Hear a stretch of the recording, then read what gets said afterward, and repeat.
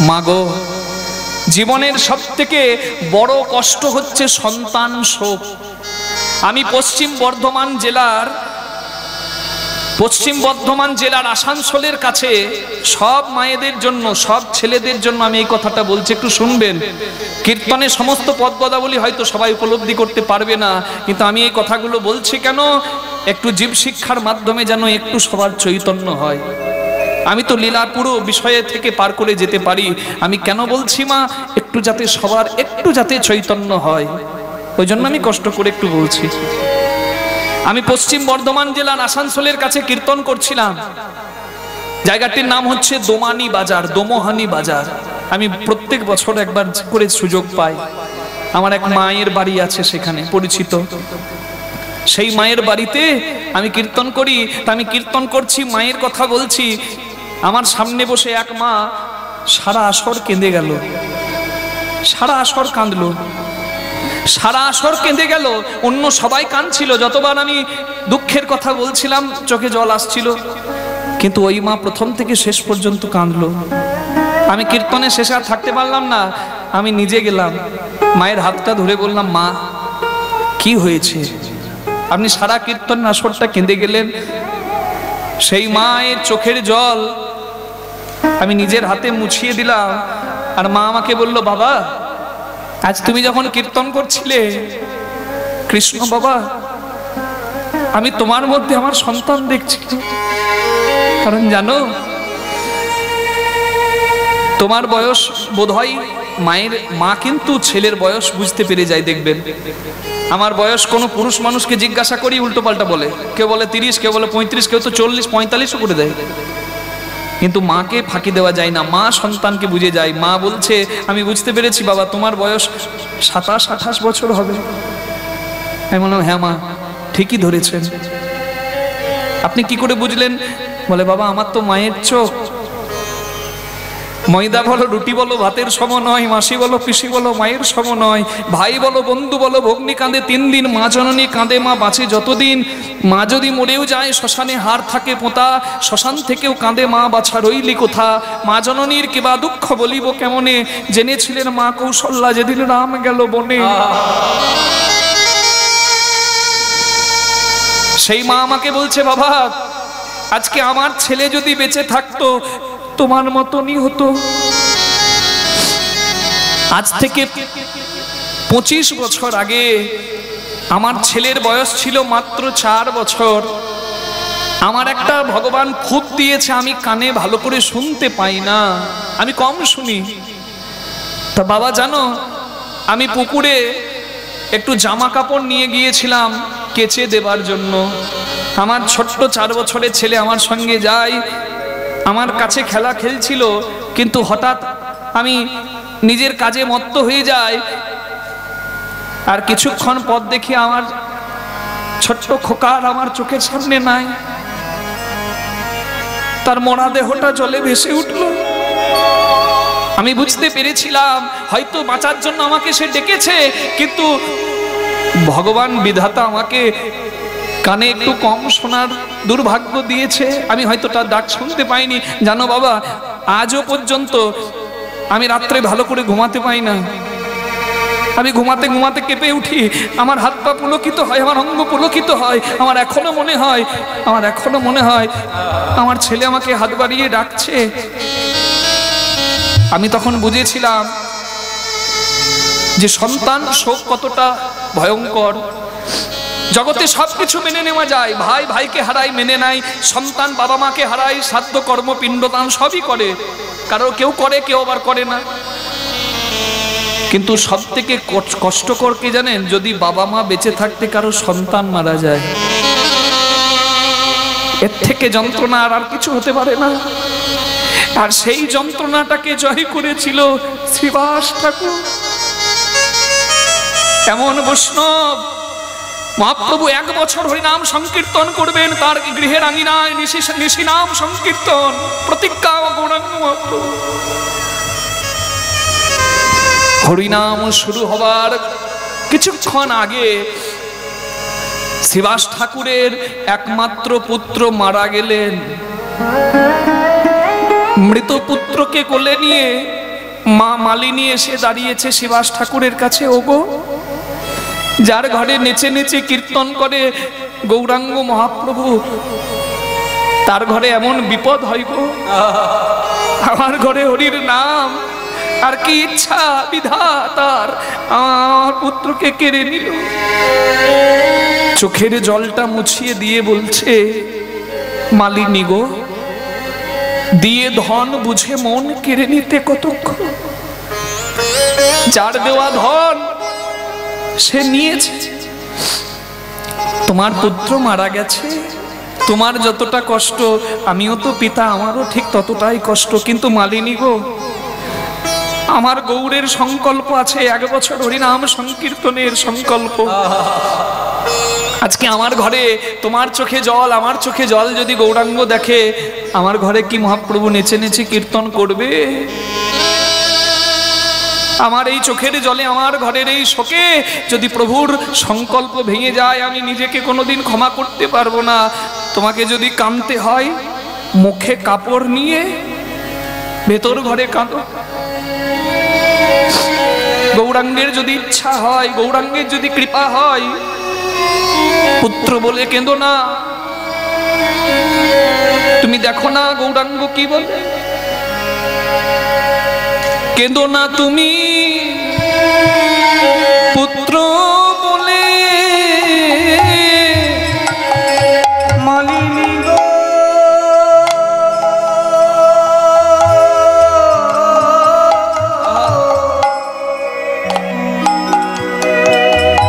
মালিনী কেঁদো না তুমি,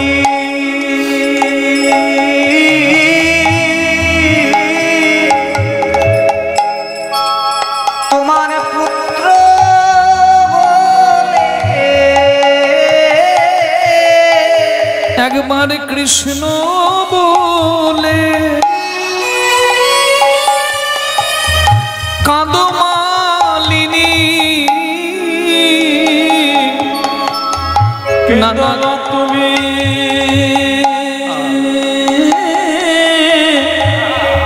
পুত্র বলে একবার কৃষ্ণ বলে, নিতাই গৌর হরি বল, হরি বল। মালিনী গো কাঁদো, কাঁদো তুমি,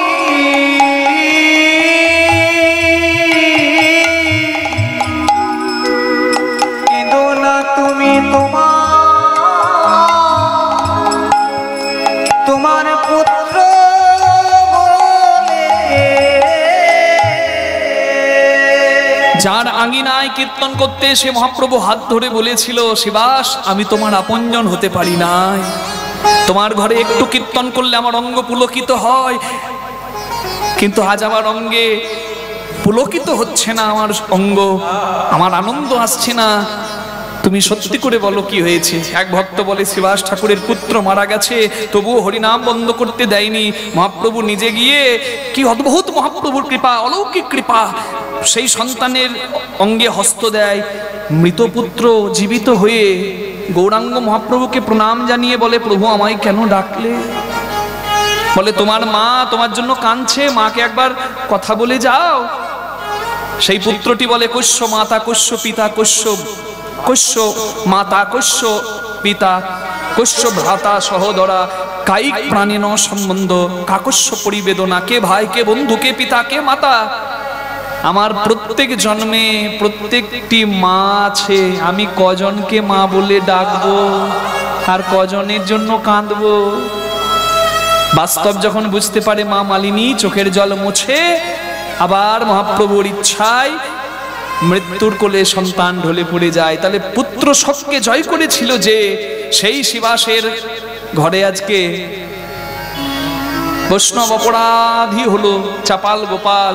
बिना हरि भजन से मनुष्य का मनुष्य जन्म प्राप्त नहीं होता है। मनुष्य जन्म पेয়েছি हरि भजनेर देह पेয়েছি। आधा जन्म हम नींदे गोआइनु জরা শিশু কত কাল গেলা, যৌবন হাম রসরঙ্গে মাতনু, তুহু ভজব কোন বেলা। সব থেকে সহজ কাজ অজুহাত, আর পরনিন্দা পরচর্চা। আর সব থেকে কঠিন কাজ আত্মসংশোধন আর সাধন ভজন। তো সাধন তো কঠিন, সাধন তো কঠিন। হরি ভজন বড় লেঠা, হরি সাধন বড় মিঠা। হরি ভজন করবি যদি ছাঁচের জল মদিনা মরকচায় ওঠা। সাধন ভজন সত্যিই কঠিন। আপনি দেহতত্ত্ব বিচার করুন কিংবা আধ্যাত্মিক বিচার করুন, মূলাধার থেকে সহস্রার পথটা বড় কঠিন। সবাই পারবে আমি বলবো না, কিন্তু চেষ্টা সবাই করতে পারে। সাধন ভজনের হাতটা যা ধরেছি, সারা জীবন কামনা বাসনা তৃপ্তি করার উদ্দেশ্য যদি থাকে, তাহলে ভজন সাধন তো কিচ্ছু হবে না। দুটো বৈরাগ্য আমাদের খুব আছে, একটা হচ্ছে শ্মশান বৈরাগ্য, একটা হচ্ছে মর্কট বৈরাগ্য। মর্কট বৈরাগ্য না করো লোক দেখাইয়া, যথাসাধ্য ভুঞ্জ বিষয় মনাসক্ত হইয়া। চৈতন্য মহাপ্রভু সবাইকে বলেছেন, তোমরা যেন হরি ভজন করতে গিয়ে মর্কট বৈরাগ্য করে ফেলো না। মর্কট বৈরাগ্য, মর্কট মানে বানর। বানরের বৈরাগ্য কি জানেন বাবা? আপনি বাজার থেকে একটা বানর কিনে আনলেন, বাজার ওই বানরটিকে সবকিছু করাচ্ছেন, বাসন মাজিয়ে দিচ্ছেন, বানরটিকে যা বলছেন তাই করছে। বাসন মাজছে, কাপড় কাচ্ছে, ঘর পরিষ্কার করে দিচ্ছে, বাজারের থলি হাতে ধরে দিচ্ছেন, বানরটা থলি বাজারে নিয়ে গিয়ে শাকসবজি সমস্ত কিছু এনেও দিচ্ছে। কিন্তু কতদিন জানেন? যতদিন না বানরটা একটা বানরই দেখবে। বানর যদি একবার বানরই দেখে, তাহলে যা শিখিয়েছিলেন সব নিতাই গৌর হরিবল হয়ে যাবে। এটা একটা বৈরাগ্য, এটাকে বলছে মর্কট বৈরাগ্য। মর্কট বৈরাগ্য না করো লোক দেখাইয়া, যথাসাধ্য ভুঞ্জ বিষয় মনাসক্ত হইয়া। হরিবল। আরেকটি বৈরাগ্য মহাপ্রভু বলেছেন, সেটি হচ্ছে কলির মানুষের দুটি বৈরাগ্য প্রধান। একটা মর্কট বৈরাগ্য মানে এই বানরের বৈরাগ্য, আর একটা হচ্ছে শ্মশান বৈরাগ্য। আমি গত শ্রাবণ মাসের শেষ সোমবারে আমি কাশীধামে আপনাদের সবার আশীর্বাদে গিয়েছিলাম। ওখানে সব থেকে বড় শ্মশান হচ্ছে মণিকর্ণিকা ঘাট। সেখানে দেখছি দিনরাত শ্মশানে শবদাহ হচ্ছে, মিনিটে মিনিটে শবদাহ হচ্ছে, সব সময় আগুন জ্বলছে। তা সেই মণিকর্ণিকা ঘাটে গিয়ে আপনাদের কথা কি বলবো, আমারও কিছুক্ষণ আর সেখান থেকে আসতে ইচ্ছা করছিল না। জীবনের সত্যটা ওখানে গেলেই বোঝা যায়, কি হবে এত কিছুতে। আমরা বলি না, এই তো জীবন, হিংসা বিবাদ লোক বিদেশ, চিতাতেই সব শেষ, চিতাতেই সব শেষ। গান আছে না? এই শ্মশানে যখন মানুষ যায়, তখন মানুষ কিছুক্ষণ ভাবে কি হবে, টাকা পয়সা বাড়ি গাড়ি আত্মীয় স্বজন সব ছেড়ে তো একদিন চলে যেতে হবে, পুড়ে ছাই হব, পঞ্চভূতে মিশে যাব। মানুষের দেখবে কিছুক্ষণ বৈরাগ্য আসে, মানুষ চোখে জলও ফেলে। কিন্তু শ্মশান ঘাটটিতে সবকিছু শেষ করে যখন ঘরে চলে আসে, তখন মোবাইলে ফেসবুক ঘাটতে থাকে, আর ঘর সংসারে শাশুড়ি আর ননদের সঙ্গে কথাবার্তা বলতে শুরু করে, আর নিতাই গৌর হরিবল সব চলে গেল। যা বৈরাগ্য জেগেছিল তা নিতাই গৌর হরিবল হয়ে গেল। মানে মানুষের এই দুটি বৈরাগ্য প্রধান হয়ে গেছে। এই বৈরাগ্য নয়, এই মর্কট বৈরাগ্য করো না। সাধন ভজন কঠিন, তবে সাধন ভজন মিষ্টি। হরিবল। সাধন ভজন, হরি সাধন বড় লেঠা, হরি সাধন বড় মিঠা। হরি ভজন করবি যদি ছাঁচের জল মদিনা মরকচায় ওঠা। এরা পিঙ্গলা নয়, শ্বশুন মায় যখন প্রাণবায়ু বয়, ভজনের রসিকজন সাধকজন বুঝতে পারে পরম আনন্দ কি। बिना हरि भजन से मनुष्य का मनुष्य जन्म प्राप्त नहीं होता है। हरि भजन ना करा यदि হয় তাহলে জীবনটা ব্যর্থ। আমাদের অজুহাতের অভাব। আধা জন্ম হাম নীন্দে গোয়াইনু, অর্ধেক জীবন ঘুমিয়ে কাটালাম। জরা শিশু কত কাল গেল, মানে রোগ জ্বালাতে কতদিন গেল ঠাকুর। আবার শিশুকালে মতি ছিল না, দিন গেল। যৌবন হাম রসরঙ্গে মাতনু, যৌবন কালে মিথ্যা রসে মেতে রইলাম। তুহু ভজব কোন বেলা, দিন তোমার ফুরিয়ে গেল, তোমাকে ডাকবো কখন। এই অজুহাতটা আমরা সবাই দিই। ওই জন্য গৌরাঙ্গ মহাপ্রভু বলেছেন, উঠিতে বসিতে কিংবা খাইতে শুইতে যে জপে নাম সে তরে তরিতে। হরি বল। কত সুন্দর চৈতন্য চরিতামৃত চৈতন্য ভাগবতের বাণী। সাথে পাতে মিলি কাজ নিজ দ্বারে বসিয়া, কীর্তন করো সবে করে করতালি দিয়া। গোপনে হবে ভজন আর নাম সংকীর্তন হবে উচ্চ স্বরে। হরি বল। সোমবারে শিবের পুজো, মঙ্গলবারে আপনারা বলুন, মঙ্গলবারে মা মঙ্গলচণ্ডী, বুধবারে বাবা ধর্মরাজ, বৃহস্পতিবারে লক্ষ্মী পূজা, শুক্রবারে সন্তোষী মাতা ব্রত, শনিবারে হ্যাঁ, গ্রহরাজের পূজা, হরি বল। আর রবিবারে সূর্য পূজা। তাহলে সপ্তাহে 7 দিন যদি দেবদেবীরা বুক করে রেখে দেয়, পঞ্জিকাটা তারা রিজার্ভ করে রেখে দেয়, হরিনাম করব কি কখন? ওই জন্য বলে সময় নাই, অসময় নাই, সব সময় করো, হরি বল। ভবে আসিয়া ভাবে ভাসিয়া একবার লহরে কৃষ্ণ নাম, নিতাই গৌর হরি হরি, একবার লহরে কৃষ্ণ নাম। তবে আসিয়া হাতে মাতিয়া একবার লহরে কৃষ্ণ নাম, লহনা কৃষ্ণ নাম জপনা ও বীরা, লহনা কৃষ্ণ নাম জপনা অবিরাম। প্রতি নিঃশ্বাসে দৃঢ় বিশ্বাসে একবার লহরে কৃষ্ণ নাম, প্রতি নিঃশ্বাসে দৃঢ় বিশ্বাসে একবার লহরে কৃষ্ণ নাম। ওরে কলির জি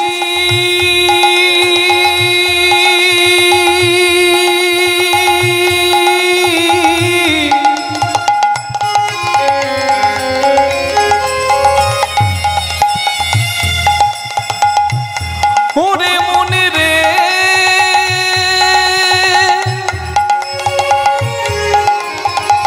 এই মধুমাখা কৃষ্ণ নাম,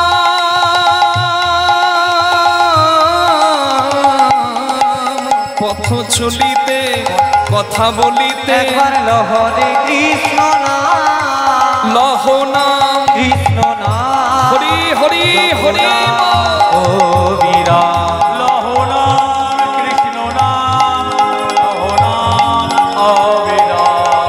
লহ নাম কৃষ্ণ নাম জপনা ও বীরা। শিবা সঙ্গনে হরিনাম হচ্ছে, একদিকে হচ্ছে হরিনাম দরজার এপাশে, আর দরজার বাইরে কি হচ্ছে জানেন? হরির বদনাম। যেখানে আলো সেখানে অন্ধকার, যেখানে বিষ সেখানে অমৃত। সমুদ্র মন্থনে বিষ উঠলো, আবার সেই সমুদ্র মন্থনে অমৃত উঠলো। যে বিষ পাবার সে বিষ পান করবে, আর যে অমৃত পাবার সে অমৃত পান করবে। কারণ চণ্ডীদাস ঠাকুর বলেছেন, নারীর সৃজন অতিশে কঠিন, কে মাসে বুঝিবে তাই, বুঝিতে অবধি নারী লেগ বিধি, বিষমৃত একই পাত্রে তাই। নারীর বক্ষস্থানের শোভা দর্শন করে যাকে স্বর্ণপাত্র বলে, অমৃতের ভাণ্ড স্বর্ণপাত্র, যেটি বন্ধক দিয়ে মা ধরা যশোদা রূপে কৃষ্ণ পেল। হ্যাঁ, যেটি মা লক্ষ্মী শিব সেবায়, শিবপুরাণে বলা হচ্ছে 2টি পদ্ম ফুলের অভাব ছিল বলে মা লক্ষ্মী নিজের স্তন পদ্ম দিয়ে শিব সেবা করেছিল। তাই বলেছিল তোমার ওই শ্রীঅঙ্গের শ্রীফল রূপে, মানে মিষ্টি বেল রূপে আমার সেবায় লাগবে। ওই জন্য শিব সেবায় বেল দেওয়া হয়। নিতাই গৌর হরি হরি বল। তাহলে দেখুন কি সুন্দর কথা, ভোলানাথ সন্তুষ্ট হয়েছেন, মা যশোদা পূর্বজন্মে ধরা রূপে স্তন বন্ধক দিয়ে যশোদা রূপে কৃষ্ণ পেয়েছেন। তাহলে যেটি বন্ধক দিয়ে ভগবান পাওয়া যায় তার কত মূল্য। নারীর সেই স্তন ভাণ্ড, যেটাকে স্বর্ণপাত্র সোনার পাত্র বলা হয়, সেই স্বর্ণপাত্র কারোর কাছে বিষ, আবার কারোর কাছে অমৃত। কামনার দৃষ্টিতে যখন স্বামী তাকাচ্ছে তখন তার কাছে সেটা বিষ হচ্ছে, কারণ কামনায় তার ক্ষতি হচ্ছে। কিন্তু সেই নারীর বক্ষস্থানে সঞ্চিত দুগ্ধ পান করে তার গর্ভের সন্তান জীবন পাচ্ছে। পিতার কাছে যেটি বিষ তুল্য, পুত্রের কাছে সেটি অমৃত তুল্য। যেমন দীপিকা উজারে অতিকা, ভিতরে অনল শিখা, পতঙ্গ দেখিয়া পরয়ে ঘুরিয়া, পুরিয়া মরয়ে পাকা। এখানে প্রদীপের আলো, ওইখানে পোকা। পোকা যদি ভাবে বাহ, প্রদীপের আলো এত সুন্দর আলো দিচ্ছে, আমি যদি কাছে গিয়ে জড়িয়ে ধরি আমি কত সুখ পাবো। এই সুখ পাবার জন্য আমরাও তো জড়িয়ে ধরতে যাই বাবা, কি লাভ হয় বলুন তো? ওই পোকা উড়ে এলো, প্রদীপ সুন্দর, কিন্তু প্রদীপটাকে জড়িয়ে ধরতে গিয়ে পোকার পাখাটা পুড়ে গেল, মরলো। ঠিক তেমনি আমরাও মরি কিসে? তেমতি ঘুরিয়া জগতে জারিয়া কাম অনলে পুরি মরে, রসঙ্গ যে জন সে করয়ে পান, বিষ ছাড়ি অমৃতেরে। হরি বল। কতজন পুড়ে মরে। হংস চক্র বাঘ ছাড়িয়া উদক নিয়ালে দুগ্ধ সদা খায়, তেমতি নইলে কোথা প্রেম মিলে দ্বিজ চণ্ডীদাস তাহা গায়। রাজহাঁসকে দুধ জল মিশিয়ে দেবেন, রাজহাঁস দুধ খেয়ে জলটাকে বেছে ফেলে দেবে। জল তার কাজের নয়, দুধ তার প্রয়োজন, তাই দুধ বেছে জল ফেলতে রাজহাঁস জানে, কিন্তু আমরা জানি না। আমরাও যদি রাজহাঁসের মতো বাঁচতে পারি, বিষের মাঝে অমৃত আছে, সাপের ফনায় বিষ, ফনার ওপরে মণি, অতিক্রান্ত না করলে মণি পাওয়া যায় না। নিতাই গৌর প্রেমানন্দে হরি হরি হরি বল। যেখানে বিষ সেখানে অমৃত। দেখুন দরজার এপারে হচ্ছে নাম, মহাপ্রভু করছেন ভক্ত সঙ্গে, আর এপারে হচ্ছে বদনাম। ওগো কপাট দিয়া কীর্তন করে,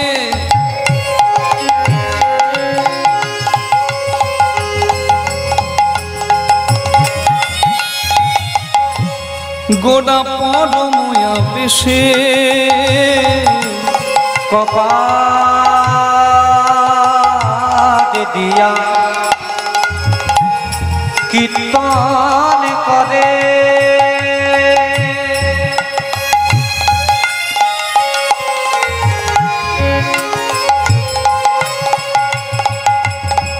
গৌরী পরময়া বেশে,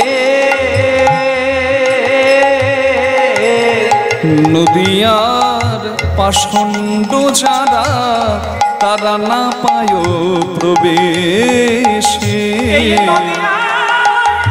পাষণ্ড যারা তারা না পায় এসে, পাষণ্ডীগণ জ্বলিয়া মরে না পারে প্রবেশে, তারা জ্বলে মরে, তারা জ্বলে মরে, পাষণ্ডীগণ তারা জ্বলে মরে, পাষণ্ডীগণ তারা জ্বলে মরে, পাষণ্ডীগণ তারা জ্বলে মরে, ওই হরি নামে প্রবেশ করতে না রে, পাষণ্ডীগণ জ্বলিয়া মরে, হরি নামে তারা প্রবেশ করতে না রে, পাষণ্ডীগণ তারা জ্বলে মরে, হরি নামে তারা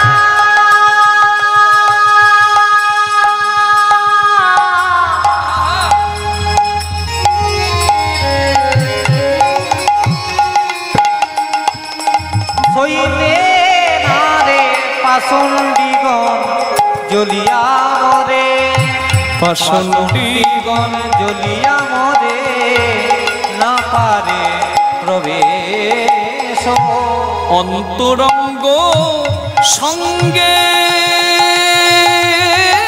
করে,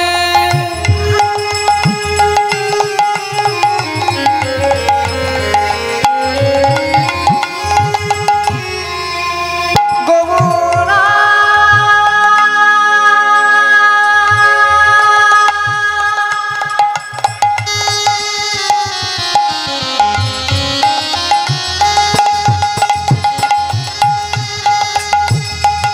একই জানলা করোনা ভাবে উদয় হলো রে,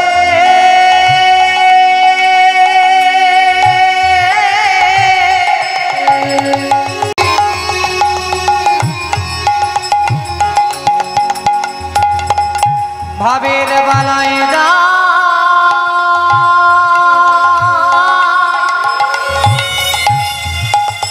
যা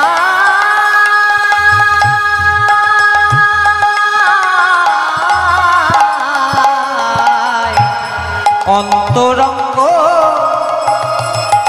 সঙ্গে করে, প্রভু রসয়া স্বাদ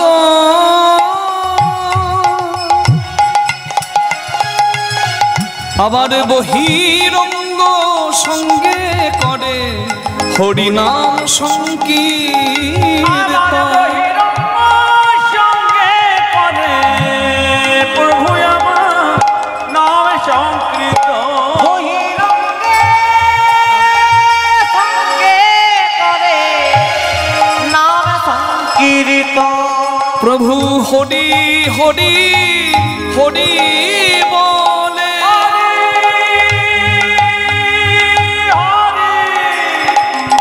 হরি বলে, বভুর বুক ভেসে যায় নয়ন জলে, তারা হরি হরি হরি বলে। বুকে ভেসে যায় নয়ন জলে। ঠাকুর তোমার হলাম বলে, বুকে ভেসে যায় তাই গরুর হরি বুকে ভেসে যায় নয়ন জলে। বুকে ভেসে যায় নয়ন জলে। বুকে ভেসে যায়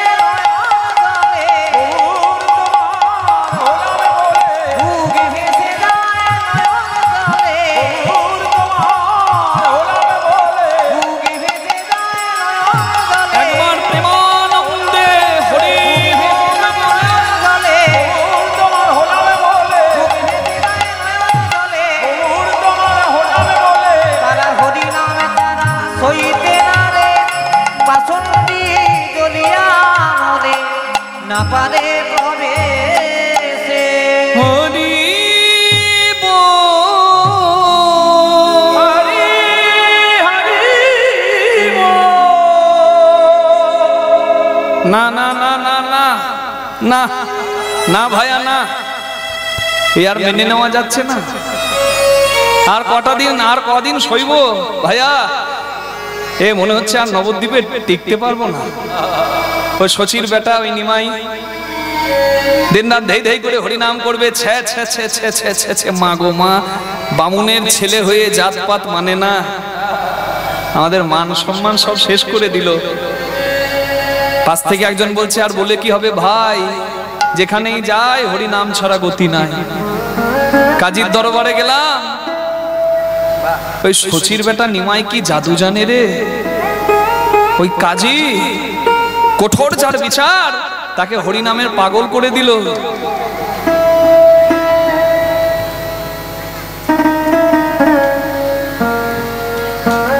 হাড়া হাড়া সুরা পান করতো জগায় মাধায়, সেই মাতালগুলোর কাছে গেলাম, নিমাইয়ের নামে নালিশ জানালাম। কিন্তু কি জাদু জানে রে দুই ভাই, একজন তো বেটা পাগল, ধেই ধেই করে নাচবে আর বলবে আমি পাগলা নিতাই, অবধূত নিত্যানন্দ। আমার কাছে সবাই আসবে, নিত্যানন্দের খামার যে আসে বলে আমার। আর একজন সবাইকে পাগল করে তুললো। এর কি কোনো বিচার হবে না ভাই? এভাবে তো টেকা দেয়। পাশ থেকে একজন বলছে দাঁড়াও ভাইয়া, এখনো একজন আছে। জগাই মাদায় উদ্ধার হয়েছে, কাজী উদ্ধার হয়েছে, কিন্তু এখনো একজন আছে। নিমাইও ব্রাহ্মণের ছেলে, সেও ব্রাহ্মণের ছেলে। নিমাই কৃষ্ণ ভক্ত আর সে কালী ভক্ত। আকণ্ঠ সমর সুরা পান করে আর শ্মশানে গিয়ে মা মা মা মা করে। কি নাম তার? নামটা জেনে রাখুন, গোপাল চক্রবর্তী। আমরা তাকে সবাই বলি চাপাল গোপাল।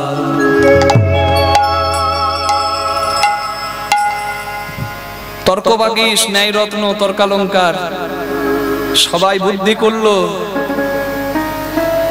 সবাই এগিয়ে চললো নবদ্বীপের শ্মশানে। সেখানে নবদ্বীপের শ্মশানে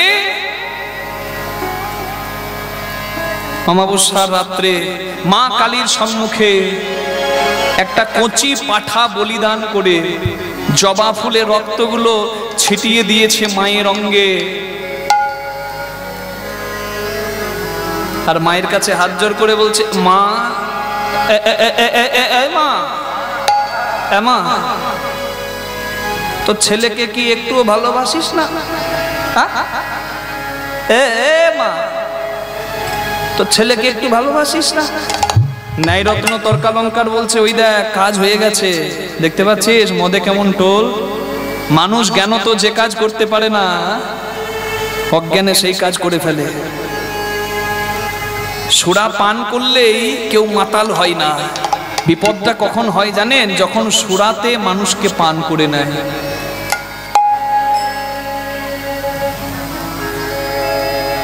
মায়ের কাছে দাঁড়িয়ে মাকে ডাকছে, মা আমা। কালো মেয়ের পায়ের তলায় দেখে যা আলোর নাছো। কালো মেয়ের পায়ের তলায় দেখে যা আলোর নাচো। কালো মেয়ের পায়ের তলায় দেখে যা আলোর নাচো। কালো মেয়ের পায়ের তলায় দেখে যায় আলোর নাচন। কালো মেয়ের পায়ের তলায় দেখে যা আলোর নাচো।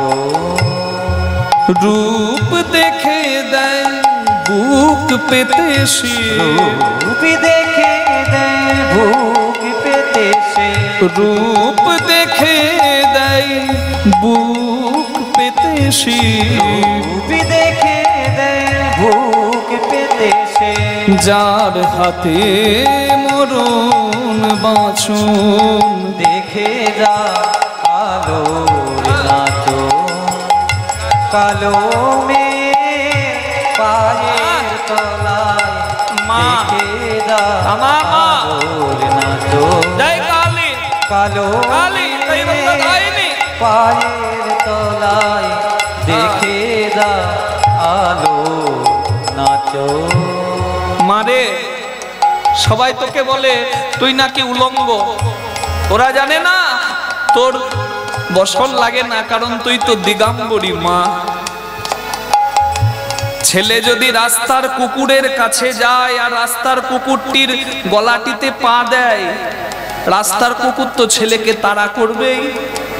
ছেলে যদি এগিয়ে আসে মায়ের দিকে, মা বাঁচাও বলে, মা ছেলেকে বাঁচানোর জন্য তখন হাতে বঁটি থাকলে বঁটিটা তো ধরবে। তুই খড়গ ধরেছিস, তোর বসন লাগে না, তুই দিগম্বরী। কারণ আমি তো জানি মা, কালো মেয়ের আধার কোলে শিশুর বিশ্বসী দোলে। মা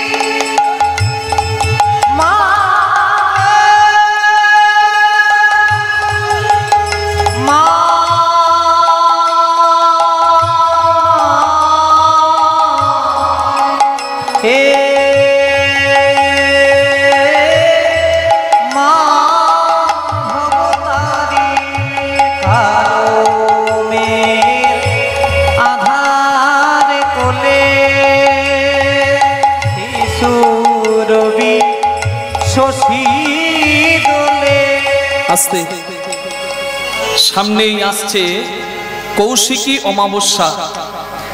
সামনেই আসছে কৌশিকী অমাবস্যা। মায়ের আরেকটি নাম কৌশিকী। তারাপীঠে যাবেন আমাদের বীরভূমে, প্রচুর ভিড়। এক হাত জায়গা পাওয়া যায় না সেই দিন। এক হাত জায়গার দাম, রিভাবটা বড্ড বেশি দাদা, একটু কমাবেন, কথার সময় একটু কমিয়ে দেবেন।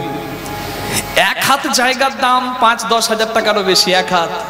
শুধু একটু ওই রাত্রে বসে মাকে ডাকা, একটু এক হাত জায়গায় এক রাত, তাতে তারাপীঠ মহাশ্মশানে ৫-১০ হাজার টাকার বেশি মূল্য পড়ে যায়। এত ভক্ত যায় কেন জানেন? কেন যায়? কারণ ওই দিনেই মা তারা আবির্ভাব নিয়েছিল।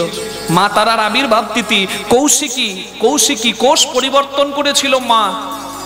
মা কোষ পরিবর্তন করেছিল। হরি বল। কেন? দুর্গা সপ্তদশীতে বলা হয়, সেখানে অষ্টম, নবম, দশম অধ্যায়ের শুম্ভ নিসিম্ভ বধ করেছিলেন মা দুর্গা।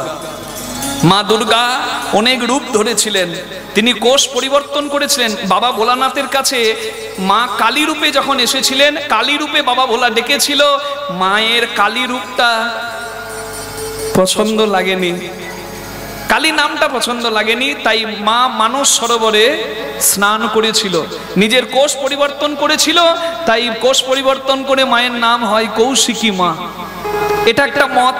আর একটা মতে বলা হয় মা শুম্ভ নিশুম্ভকে বধ করার জন্য নিজের কোষ পরিবর্তন করে কৌশিকী রূপ ধরেছিলেন, এটা মা কালীরই একটা রূপ। এই তো সামনে কৌশিক অমাবস্যার দিনে কত ভিড়, কিন্তু গৃহী মানুষের জন্য নয়, ধনাত্মক ঋণাত্মক শক্তির সাধনা করে যারা ভজনের, যারা সাধনের সাধক, তারা নিজের আধ্যাত্মিক উন্নতি করতে পারে। যদি ধনাত্মক সাধনা করে তাহলে জগতের মঙ্গলের সাধনা হবে, আর ঋণাত্মক সাধনা যদি করে তাহলে জগতের ধ্বংসের সাধনা হবে। কি বিজ্ঞান আশীর্বাদ অভিশাপ, ঠিক তেমনি সব দিকের ভালো আছে আবার মন্দ দিক আছে। কিন্তু সংসারী মানুষ পাগলের মতো ছুটে যায়, কিন্তু সংসারী মানুষের কোনো সেদিন বিশেষ কর্ম নাই। সেদিন পরিষ্কার পরিচ্ছন্নভাবে মাকে ভক্তি দিয়ে ডাকলেই হয়। মা অসুর দমন করার জন্য এই শুম্ভ নিশুম্ভ বধে মা কি করেছিল? যখন অসুরদের শুম্ভ নিশুম্ভকে বধ করার সময় রক্তবীজ অসুরদের মা মস্তক ছেদন করছে, যখন এক ফোঁটা রক্ত মাটিতে পড়ছে তখন আরো অসুর তৈরি হয়ে যাচ্ছে। তখন মা কি করছেন? এক রূপে কালী, চণ্ডী, কৌশিকী, বিভিন্ন রূপে মা কি করছেন? মা এক হাতে মস্তক ছেদন করছেন, আর এক হাতে মস্তক ছেদন করছেন, এক হাতে মস্তকটিকে হাতে ধরছেন, আর নিজের জিহ্বা দিয়ে রক্ত যাতে মাটিতে না পড়ে আবার মা সেটিকে গ্রহণও করছেন। মা রক্ত মুখে নেয়, সন্তানের নয়, অসুরের আসুরিক শক্তিকে দমন করার জন্য মা মুখে রক্ত নেয়। আর আমরা ভাবি মা সন্তানের রক্ত খায়। জগৎ জননী মা সে কি সন্তানের রক্ত খাবে? না, সে আসুরিক শক্তিকে দমন করার জন্য মা রক্ত পান করেছেন শুম্ভ নিশুম্ভ বধে। আর এই দিনটিতে শুম্ভ নিশুম্ভ বধ হয়েছিল। ওই জন্য কৌশিক অমাবস্যার এত মাহাত্ম্য, মা তারার আগমন, ওই জন্য তারাপীঠে বিশেষ বিশেষ সমাগম হয়। তাহলে দেখুন, যিনি জগৎ জননী মা, তিনি রক্ত গ্রহণ করেন সন্তানের নয়, সন্তানকে বাঁচাবার জন্য, সৃষ্টিকে বাঁচাবার জন্য। নারী যেমন রাঁধে আবার চুলও বাঁধে। তিনি সন্তানকে স্তনদুগ্ধ পান করাতে পারেন, আবার প্রয়োজনে খড়গ তুলে নিয়ে তিনি সামনে দাঁড়াতে পারেন। ইনি হলেন মা। হরি বল। কালো মেঘ আধার কোলে শিশু রবি শশী দোলে। কালো মেঘ আধার কোলে শিশু রবি শশী দোলে। মায়ের একটুখানি রূপের আলোয়, একটুখানি রূপের আলোয়, একটুখানি রূপের আলোয়, একটুখানি রূপের আলোয়। স্নিগ্ধ বিরাট নীল গগন দেখে যা আলোর নাচো কালো মেঘ। মা গো, দেখে যা মা গো, মা মা মা গো, মা গো। জয়ন্তী মঙ্গলা কালী ভদ্রকালী কপালিনী দুর্গা শিব সমাধাত্রী স্বাহা স্বাধা নমস্তু নমস্তুতে। ত্বং স্বাহা ত্বং স্বাধা ত্বং रीव सत्कार स्वरात्मिका सुधातमक्षरे नेत्रे त्रिधा मात्रात्मिका स्थिता अर्धमात्रा स्थिता नित्या जानो चर्या विशेषतः त्वमेव सा त्वं सावित्री त्वं देवी जननी परा तैव धार्यते सर्वं तयि तत्सृज्यते जगत् त्वयि तत्मान्यते देवी तमक्षन्ते च सर्वदा विशिष्टो सृष्टिरूपा त्वं स्थितिरूपा च पालने तथा संहृतिरूपान्ते जगदस्यो जगन्मये महाविद्या महामाया महामेधा महाश्रुतिः महामोहा च भवति महादेवी महाशुरी प्रकृतिस्त्वं हि सर्वस्य गुणत्रय विभाविनी कालरात्रि महारात्रि मोहरात्रि दारुणा त्वं श्री त्वमीश्वरी त्वं ह्रीस्त्वं बुद्धिर्वदलक्षणा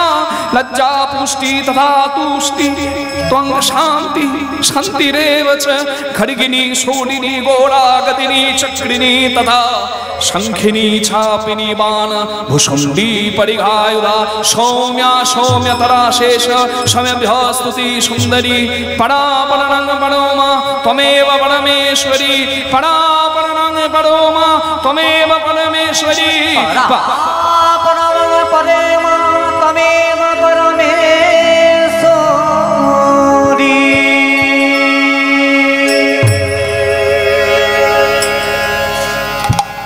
चपाल चपाल चपाल चपके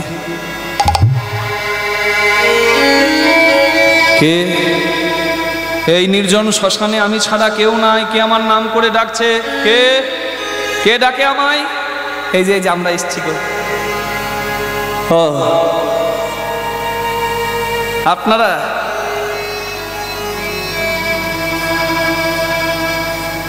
আপনারা তো ফল্গু নদী আপনারা ফল্গু নদী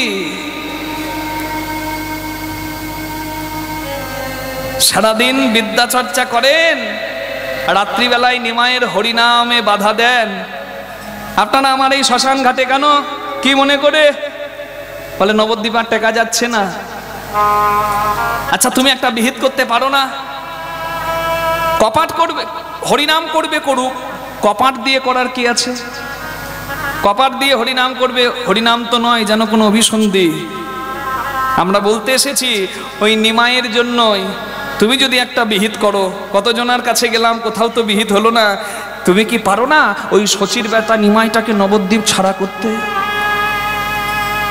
চুপ করুন আপনারা একদম কথা না নিমাই বামুনের ছেলে আমিও বামুনের ছেলে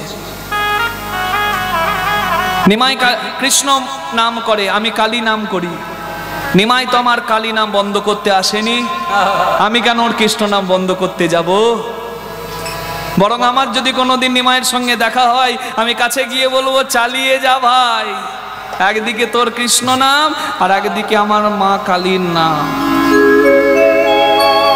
তর্করত্ন তর্কবাগীশ একজন আরেকজনের দিকে তাকিয়ে বলছে সর্বনাশ ভাই এখানে এলাম এতে দেখছি আমাদের নিজেদেরই সর্বনাশ ডাকতে এসেছি চল চল চলে যাই পাশ থেকে ন্যায় রত্ন বলছে দাঁড়া দাঁড়া দাঁড়া দাঁড়া মানুষ সুস্থ অবস্থায় যে কাজ করে না কারণ সুরা পান করে সেই কাজ করে একটু দাঁড়া মাগো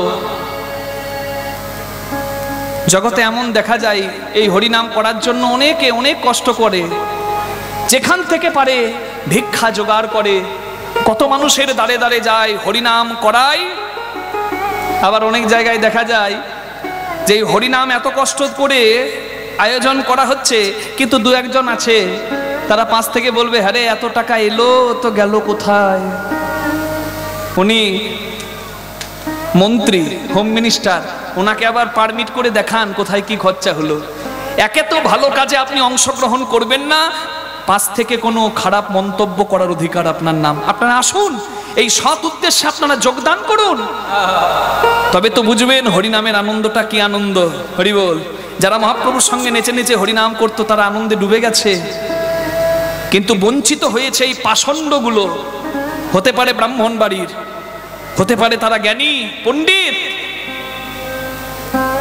কিন্তু বাবা তাদের আসল চৈতন্যতা এখনো চৈতন্যের কৃপায় হয় নাই তাই তো এসেছে চাপাল গোপালের কাছে আর চাপাল গোপালকে দেখছে নিমাইয়ের কোনো খারাপ কথা শুনবে না তখন চাপাল গোপালের কানে কেমন করে ২০ মন্ত্রটা দিতে হয় আমি কলির নারদ বলি, কলির নারদ। হরি বল। আপনাদের এদিকে নাই, আমাদের ওদিকে খুব আছে জানেন। এদিকে আছে নাকি? আছে, এদিকেও আছে না। যে যেখানে আছে থাক না। ছোট বউয়ের কাছে গিয়ে বলবে তোর বর এত রোজগার করে, তুই কেন খেটে মরবি? বড় বউয়ের কাছে গিয়ে বলবে মা গো, গরিব ঘরের মেয়ে বলে কি খাটায় গো, তোকে দেখে খুব কষ্ট লাগে রে, তোর জায়গায় যদি আমি হতাম শরীর খারাপের ভান করে বিছানায় পড়ে থাকতাম। আবার শাশুড়ির কাছে গিয়ে বলবে মা গো ধন্য, পেন নাম করে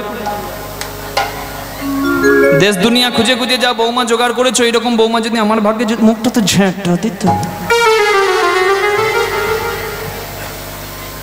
অভাব আছে নাকি এরকম মানুষের?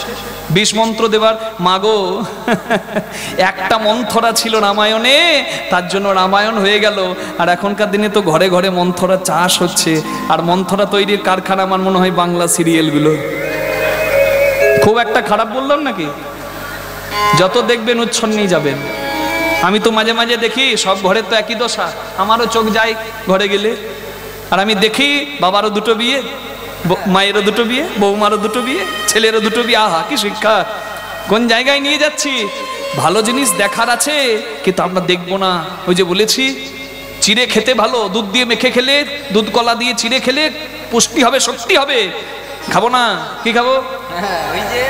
তেল ঝরে পড়বে, মশলাতে একবারে সকালবেলার কাজকর্ম কষ্টকর হয়ে যাবে, তবুও ওইটাই খাবো। হরিব। কারণ আমরা এইরকমই হয়ে গিয়েছি।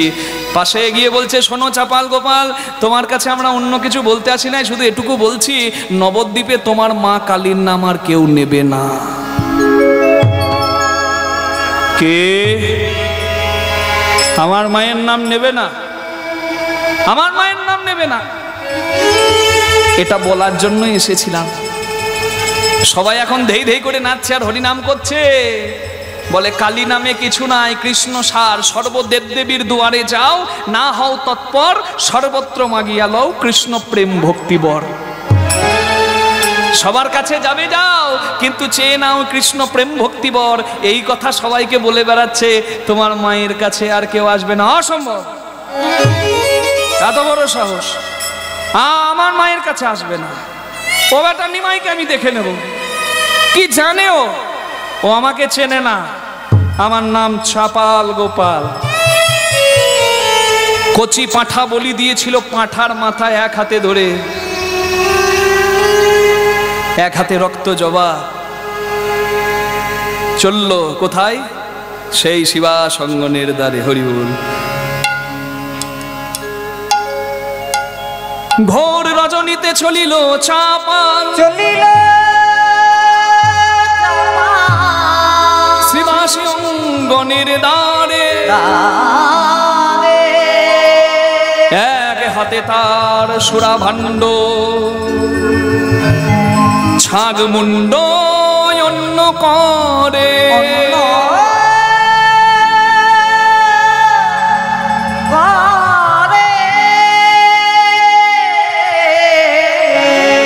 বলে চাপাল চলে ঘোর অন্ধকারে, চাপাল চলে ঘোরি অন্ধকারে, চাপাল চলে ঘোর অন্ধকারে, চাপাল চলে ঘোরি অন্ধকারে, চাপাল চলে ঘোর অন্ধকারে, যেন মদের ঘরে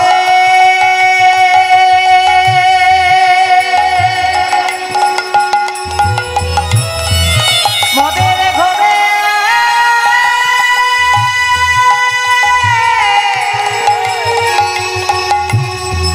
মদের ঘরে বিভোর হয়ে চাপাল চলে ঘোরি অন্ধকারে। ওই সুদরার ভাণ্ড করে লয়ে। ওই দেখো চাপাল চলে ঘোরি অন্ধকারে।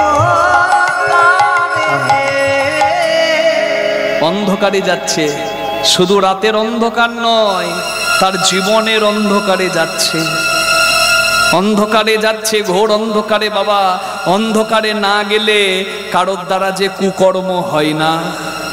অন্ধকার কারা খোঁজে? যারা কুকর্ম করতে চায়।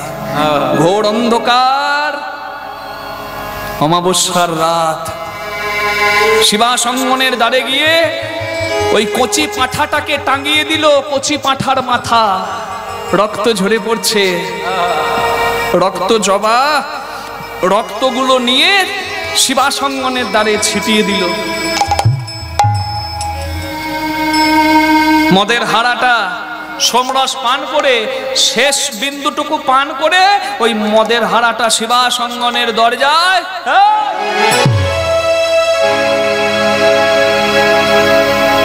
কাকে কলঙ্ক দিতে গেল মা?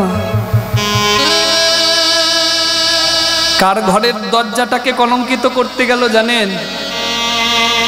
তার নাম শিবাস পণ্ডিত।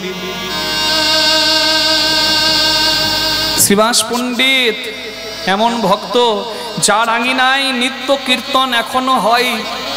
যদি কেউ নবদ্বীপে যান শিবাসঙ্গনে, ভক্তির যদি শ্রবণ থাকে, শোনার যদি কান থাকে, তাহলে গৌর সোনার কীর্তন এখনো শুনবেন।